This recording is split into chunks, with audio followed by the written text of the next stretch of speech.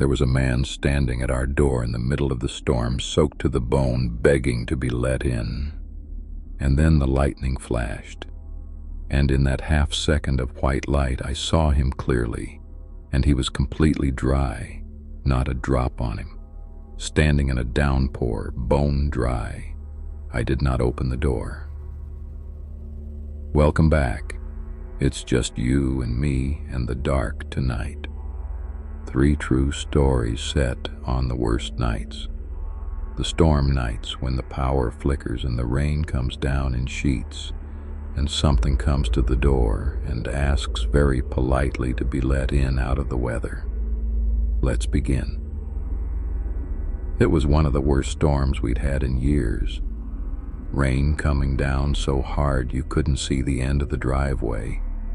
Thunder shaking the windows. The power flickering.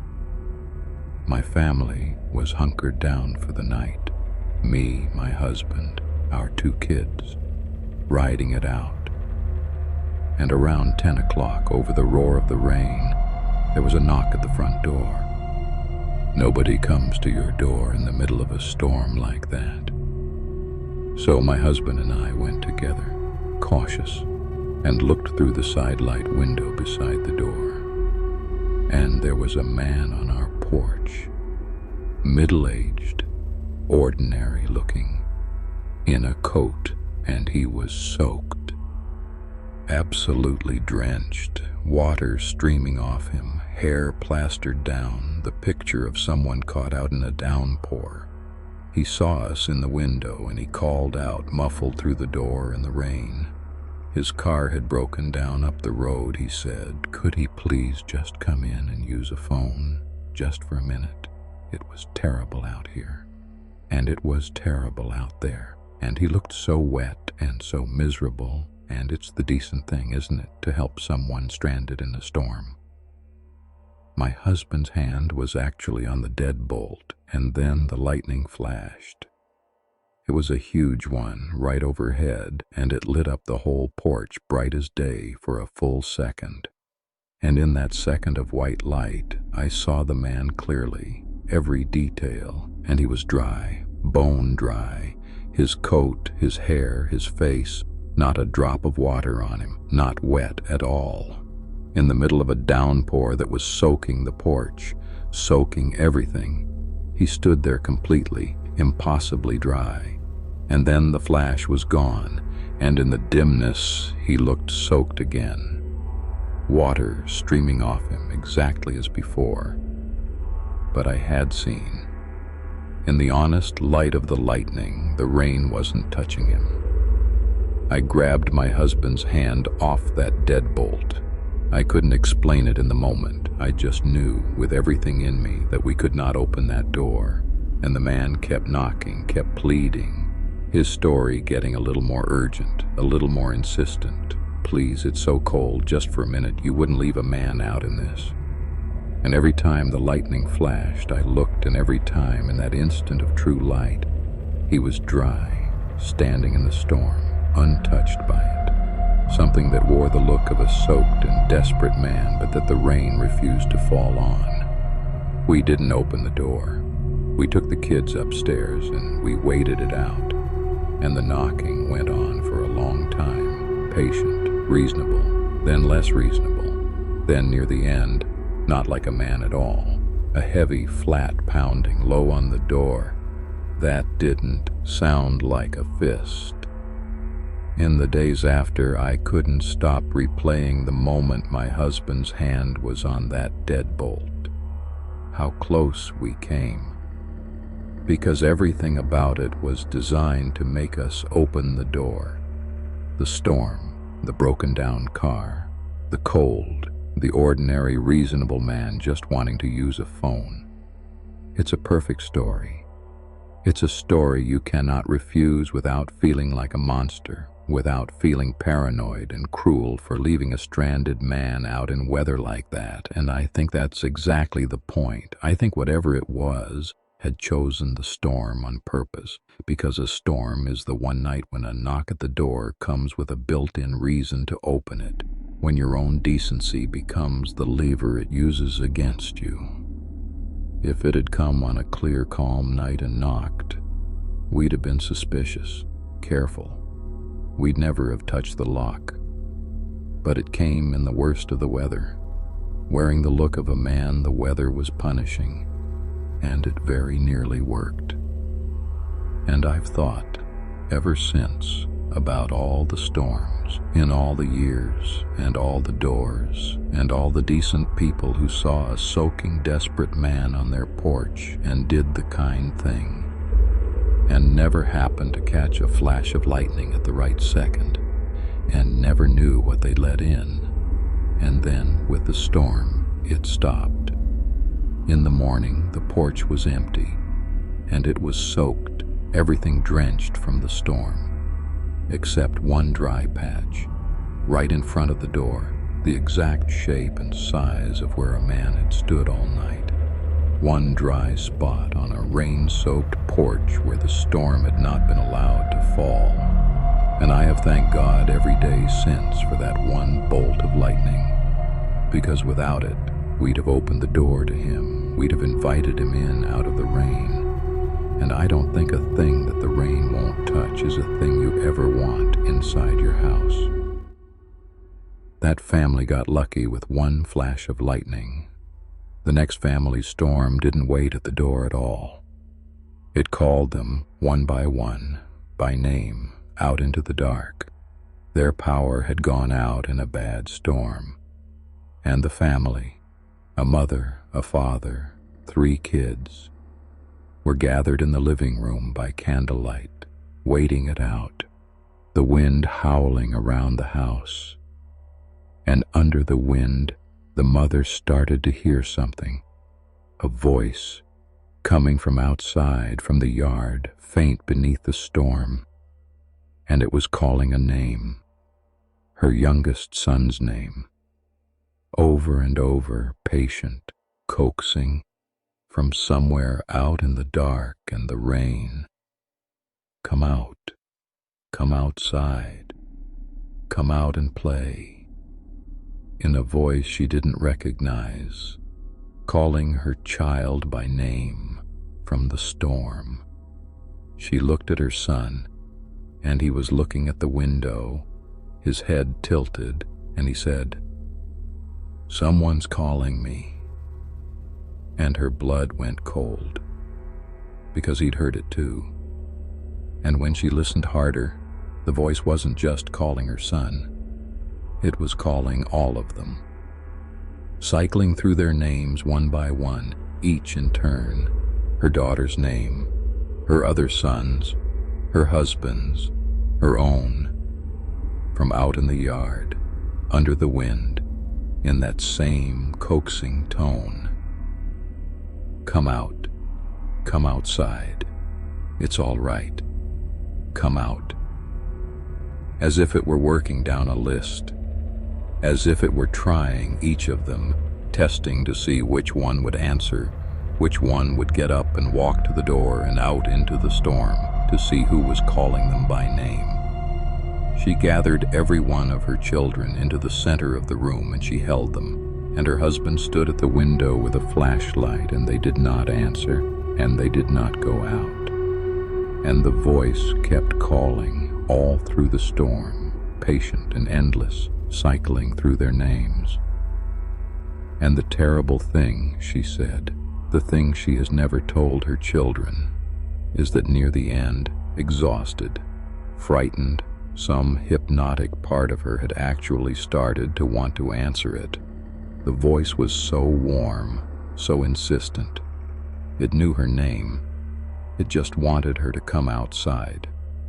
And she'd caught herself once, halfway to standing, her hand reaching for the door, her son's hand slipping out of hers, and had to physically stop herself, had to dig her nails into her own palm to break the spell of it. When she finally told her husband, weeks later, about how she'd nearly gone to the door, about the pull of it, the warmth of that voice, her own hand reaching for the lock, he went pale and admitted something he'd never said either. that he'd felt it too. That standing at that window with the flashlight, he'd had to fight the same urge, the powerful, unreasonable certainty that he should just step outside just for a moment, just to answer whoever was so kindly, so patiently calling his name. It hadn't only been working on the children. It had been working on all of them at once, each in their own voice-shaped way, cycling their names, not at random, but like a hunter rattling every door of a house to find the one that's unlocked. And the reason none of them went out, they decided later, wasn't courage. It was each other. It was that they'd stayed in one room, holding on, so that every time one of them started to drift toward the door, another's hand was there to pull them back. Alone, any one of them would have answered it. She's certain of that. The only thing that saved her family that night was that the storm had kept them all in the same room, close enough to keep each other from going out into it. When the power came back, near dawn, the voice stopped, and in the mud of the yard the next morning there were no footprints, no sign of anyone. But there was one thing. A line of small objects laid out in the grass, leading from the tree line to their front door. Little things. A toy, a hair ribbon, a pocket knife, a shoe, one belonging to each member of the family. Things from inside their locked house, laid out in a trail, as if to lure them one by one out into the dark. It had known their names, and it had known their things, and it had been calling them out patiently all night to a trail it had already laid. That trail was already laid out in the grass. The last story tonight is about a porch light, and a figure the storm kept revealing a little more of every single time the lightning struck. He was home alone during a night storm, the power out, and he was standing at his living room window, watching the lightning, the way you do. His front yard would light up white with each flash, then plunge back into black. And on the third or fourth flash, he saw a figure, out in the yard, at the far edge, near the road, just standing there in the rain, facing the house, facing him. A dark figure, motionless at the edge of the yard. The flash ended, and the dark came back, and he told himself it was a bush, a shadow, a trick of the storm. And then the lightning flashed again, and the figure was closer. It had moved. In the darkness between the flashes, in the second or two of black, it had crossed part of the yard, and now it stood halfway between the road and the house, still facing him. Still motionless. He hadn't seen it move. It only moved in the dark. In the flash, it was frozen, a statue.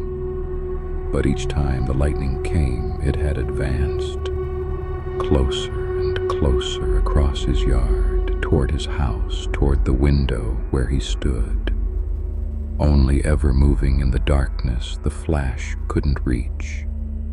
He stood frozen at that window, and he could not stop watching, and the storm would not stop flashing, and each flash brought the figure nearer, from the road to the middle of the yard, to the foot of the porch steps, to the top of them.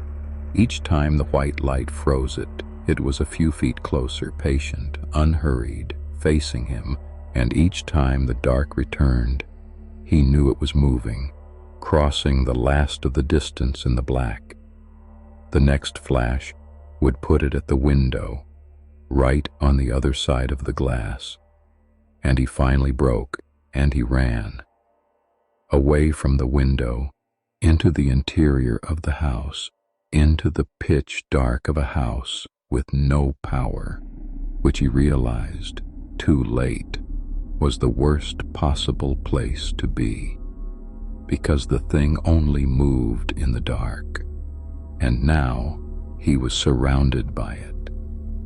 He made it to a closet and shut himself in and waited out the storm in the black, listening, not knowing how close it had gotten in all that darkness, not daring to open the door to a flash of lightning for fear of what the next flash would show him. And the storm passed eventually, and the power came back, and the light returned for good, and steady light, he had somehow come to understand, was the one thing that held it still.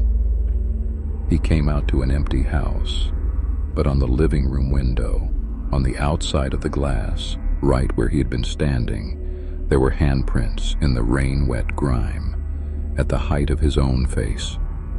The figure had reached the window after all, in the dark, while he fled. It had gotten exactly where it was going. He'd just, by the grace of God and one locked closet, not been standing there anymore when it arrived. He learned to live differently after that night, in small ways that sound strange until you understand them. He never sits in a dark room during a storm anymore. He keeps every light he can burning, battery lanterns ready for the moment the power fails. Because he understands now that darkness isn't just the absence of light to a thing like that. It's permission. It's the one condition under which it can move at all. In the flash, in the light, it's held frozen, powerless, caught mid-approach like a statue. It's the dark between the flashes that belongs to it. And he thinks about that arrangement all the time. How it can only advance in the moments no one can see it. How light is the one thing that stops it cold. Which means he realized that everyone who's ever glimpsed a figure in a lightning flash and told themselves it was nothing, and turned away, and let the dark come back and stay, gave it exactly what it needed. The horror isn't that it moves in the dark, it's that we make the dark for it. Every single time we decide we'd rather not look again. That's all for tonight. If this one's got you dreading the next big storm, then you know what to do. Subscribe and hit that bell because there's a new, true horror story here every single night and you won't want to miss one. Give it a like so it finds the next person in the dark and share it with someone who loves a thunderstorm. I'll be right here tomorrow night when the lights go down. Sleep well, if you can. Like, share, and subscribe for daily horror stories every single day.